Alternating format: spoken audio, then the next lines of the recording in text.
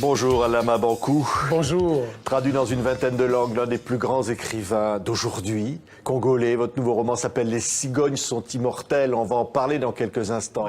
Vous dites aussi, Alain Mabankou, que par exemple, la francophonie aujourd'hui sert à édulcorer la mainmise de la France sur la politique africaine. Vous le dites encore, ça ? Moi, je pense que ça reste d'actualité. Ça reste d'actualité. Ce que j'ai dit, je ne peux pas le renier parce que les faits sont tels qu'ils sont.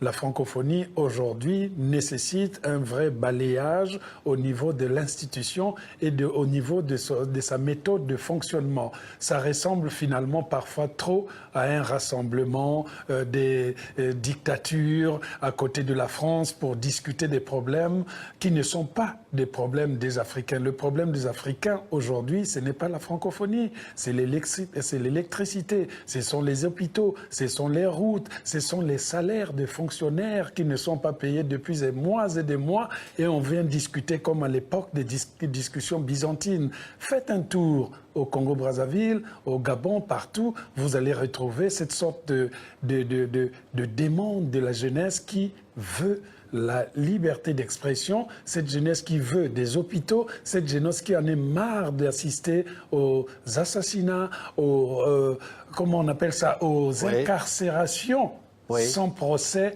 où on a l'exemple du général Mokoko au Congo-Brazzaville qui jusqu'alors est incarcéré et il y a eu un procès très expéditif qui a été fait et il est toujours en prison. Moi, je pense qu'il faut écouter toutes les voix. Je ne suis pas l'ennemi de l'Afrique, mais je suis celui qui pense que nous pouvons reconstruire, repenser l'Afrique, quelles que soient nos divergences. Chacun est libre d'être dans son parti politique, d'avoir sa couleur politique, mais il faut une Afrique plurielle.